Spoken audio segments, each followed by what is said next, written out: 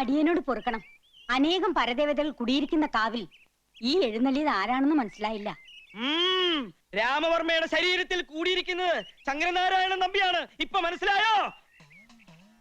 എന്റെ വല്യച്ഛ, ഞങ്ങളെ അനുഗ്രഹിക്കണേ. എന്താണോ ഈ വരവിന്റെ ഉദ്ദേശം? എന്റെ കുഞ്ഞുകുട്ടി പരാധീനങ്ങളെ എനിക്ക് കാണണമെന്ന് തോന്നി. ഉണ്ണികൾക്കെല്ലാം സുഖമാണോ എന്ന് അന്വേഷിക്കണമെന്ന് തോന്നി. ഇനി ആർക്കെങ്കിലും എന്തെങ്കിലും സംശയങ്ങൾ ഉണ്ടെങ്കിൽ ചോദിക്കാം. ഈ കോലോത്തിന്റെ ശാപം തീരാതെ തുടരുകയാണ്. വല്യച്ഛനെ അറിയാലോ, ബ്രഹ്മചര്യം തെറ്റിച്ചതിന്റെ പേരിൽ ഏറ്റവും അവസാനം മരണപ്പെട്ട പപ്പുത്തമ്പിയുടെയും കുമാരൻ തമ്പിയുടെയും കാര്യം എല്ലാം നമുക്കറിയാം. കർമ്മഫലമാണ്.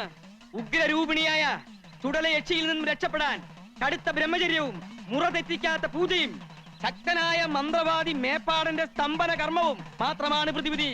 പക്ഷേ ഇവിടെ അനുഷ്ഠാനങ്ങൾ തെറ്റിക്കാൻ പലരും ശ്രമിക്കുന്നുണ്ട്.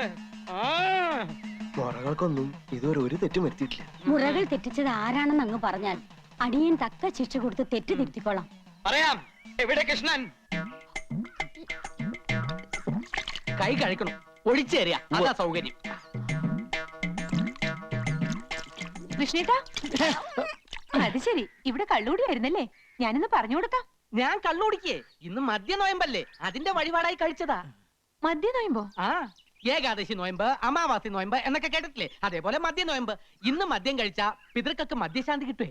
എന്ത് നോയമ്പായാലും ശരി, ദേ കാവിൽ അമ്മാന്റെ ദേഹത്ത് വെളിച്ചം കയറിയിരിക്കണോ? ചേട്ടനെ അന്വേഷിച്ചു. ഈശ്വര, ചതിച്ചോ? ദേ മുത്തശ്ശിയോടൊന്നും പറഞ്ഞേക്കല്ലോട്ടോ. എനിക്ക് പ്രീ ഡിഗ്രിക്ക് ക്ലാസ് ഉണ്ടാവോ വല്യമ്മാവ? വല്യമ്മാവനല്ല, വല്യച്ഛൻ. നല്ല മാർക്കുണ്ടെങ്കിൽ പിന്നെ മെഡിസിൻ സീറ്റ് കാശ് കൊടുത്ത് ബുക്ക് ചെയ്യണ്ടല്ലോ കരുതിയ. ഇവക്ക് നല്ല മാർക്കുണ്ടാവോ വല്യച്ഛ?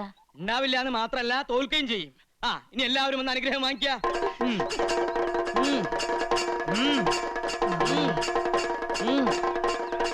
നീ എവിടെയായിരുന്നു? വല്യച്ഛൻ നിന്നെ അന്വേഷിക്കുകയായിരുന്നു. അനുഗ്രഹം വാങ്ങിക്കുക. എന്താ അകന്ന് നിൽക്കണേ? അടുത്ത് വരിക. വല്യച്ഛന് പോകാൻ സമയമില്ലേ? ഇനി അടുത്ത ആഴ്ച വരുമ്പോ അനുഗ്രഹം മേടിക്കാം. കുഞ്ഞിക്കാവിനോട് ഞാൻ പറഞ്ഞില്ലേ ഇവിടെ ചിലത് അനുഷ്ഠാനങ്ങൾ തെറ്റിക്കുന്നുവെന്ന്. ഇയാളെ കുറിച്ച് നമുക്ക് ചിലത് പറയാനുണ്ട്. ഇങ്ങോട്ട് മാറിക്ക. നമ്മുടെ ജ്ഞാനദൃഷ്ടിയിൽ ചിലത് വെളിപ്പെട്ട് കഴിഞ്ഞു. അത് കേട്ട് നിങ്ങൾ ആരും ഞെട്ടരുത്. ആരോടൊന്ന് മനസ്സിലായോ? കാലിന്റെ മുടന്ത് കണ്ടില്ലേ? ഇത് ചെറിയച്ഛനാ. എന്റെ ഭദ്രകാളി, ചെറിയച്ഛൻ വല്ലാതെ കോപിച്ചിരിക്കുകയാണല്ലോ. ഇപ്പൊ ഞങ്ങൾ എന്താണാവോ ചെയ്യേണ്ടത്? ജീവിച്ചിരിക്കുമ്പോൾ തന്നെ ഈ വല്യച്ഛൻ എന്റെ ശത്രുവായിരുന്നു. ഇപ്പൊ എന്റെ ആത്മാവ് കുടിയിരിക്കുന്ന എന്റെ കൃഷ്ണനെ തള്ളി പറഞ്ഞാൽ ഞാൻ സഹിക്കില്ല. ഈ വല്യച്ഛൻ ചെറിയച്ഛനോട് മരിച്ചതിന് ശേഷവും പക തീർക്കുകയാണ്. എന്നോട് കളിച്ചാൽ എല്ലാത്തിനെയും ഞാൻ സംഹരിക്കും. ഈ വല്യച്ഛൻ ആരാ സംഹരിക്കാൻ പറഞ്ഞേ? മുത്തശ്ശി, ഞാൻ എവിടെയാണ്? ഓർമ്മയില്ലാതെ എന്തൊക്കെ എന്റെ ദേഹത്ത് എന്തോ കൂടിയ പോലെ. അമ്മ അല്ല, വലിയ പൊറുക്കണേ. തൽക്കാലം ഞാൻ നിന്നെ വിട്ടിരിക്കണു. കരിക്കൊണ്ടുവരിക. എനിക്ക് പോകാൻ സമയമായി.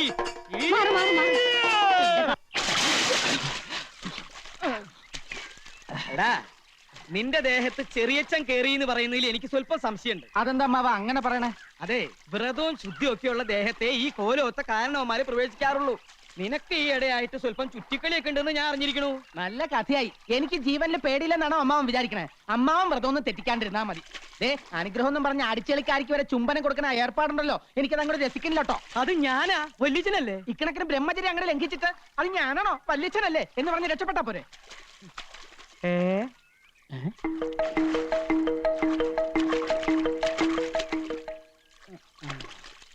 കണ്ടോ, സ്ത്രീകളെ കാണുമ്പോൾ ഈ നോട്ടം തന്നെ ശരിയല്ല. ഞാൻ ആരാണെന്ന് നോക്കിയതാ. അത് ഞാൻ നോക്കി പറഞ്ഞു തരാലോ. നമ്മുടെ അടിച്ചെളിക്കാരി മീനാക്ഷിയാ. യോ, നോക്കി നിന്ന് കൺട്രോളുകളാ ഞാനില്ല. ഞാൻ പോവാണേ. എനിക്ക് നല്ല കൺട്രോൾ ഉണ്ട്. നീ പോയിക്കോ. എനിക്ക് ഇത്തിരി നേരം കൂടെ കുളിക്കണം. മനഃശക്തി വേണടാ, മനഃശക്തി. ഓ, മനഃശക്തി സ്വന്തമായിട്ട് ആനയെ വാങ്ങാനോ കഴിവില്ല. അപ്പൊ പിന്നെ ഉത്സവം കണ്ട് രസിക്കാലോ അല്ലേ? നീ എന്താ ആനാന്ന് പറഞ്ഞോ? അല്ല, അമ്മാവനെ കണ്ട ഒരു ആന ചന്തണ്ടെന്ന് പറഞ്ഞതാ. ഇതൊന്നും അല്ലടാ. ഒരു 10 വർഷത്തിന് ശേഷം നീ എന്നെ കണ്ടിട്ടുണ്ടോ? പിന്നെ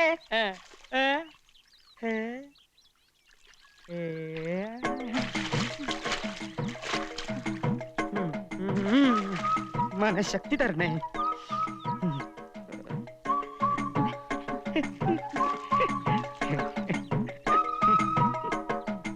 ചിരിച്ചിട്ടൊന്നും കാര്യമില്ല. ബ്രഹ്മചാരിയായി പോയില്ലേ? ഇവളിത് എന്തു ഭാവിച്ച? ഞാൻ അത്രക്കാരനൊന്നുമല്ല. ഭഗവതി, മനഃശക്തി തരാൻ മറന്നു പോവല്ലേ. നീ മനഃശക്തി ഒന്നില്ലെങ്കിലും ഞാൻ സ്വന്തമായിട്ട് ഇത്തിരി മനഃശക്തി ഉണ്ടാക്കാൻ പോവാ. കിട്ടില്ലോ, കിട്ടി. മീനാക്ഷി,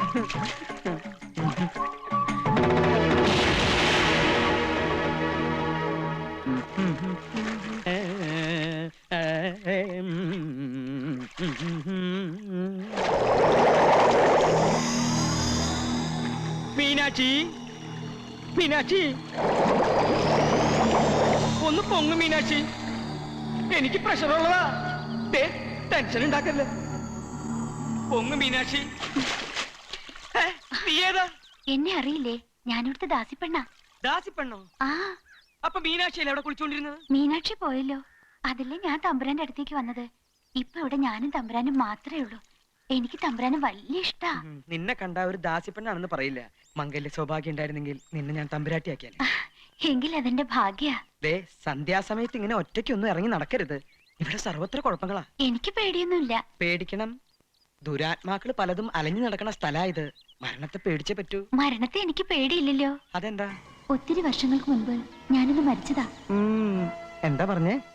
തമ്പുരാൻ എന്ന് കുഞ്ഞാ, ഓർമ്മ കാണില്ല. എല്ലാവരും കൂടി ഒരിക്കൽ എന്നെ ജീവനോടെ ചിതയിൽ വെച്ച് കൊന്നതാ.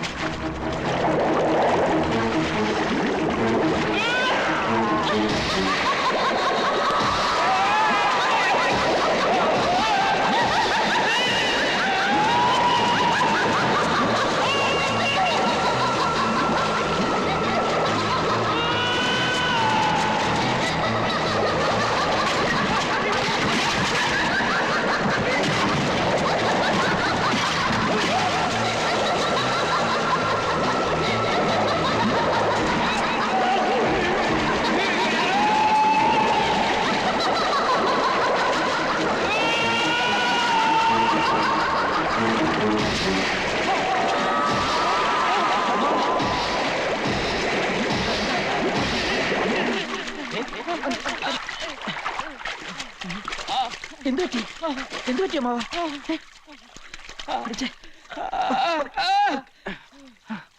എന്താ എന്താ ഇവിടെ ഒരു ബഹളം? എന്തു പറ്റി എന്റെ രാമന്? അയ്യോ കൃഷ്ണ, എന്താ പറ്റിയേ? എനിക്കൊന്നും അറിയില്ല മുത്തശ്ശി. ഞാൻ കുളി കഴിഞ്ഞ് നേരത്തെ പോയി. പക്ഷെ അമ്മാവൻ കുളിക്കുമ്പോ തൊട്ടപ്പുറത്ത് നിന്ന് ദാസി പെണ്ണുങ്ങൾ കുളിക്കുന്നുണ്ടായിരുന്നു. ഇനി ദുർബല നിമിഷത്തിലെ ബ്രഹ്മചര്യം വല്ലതും.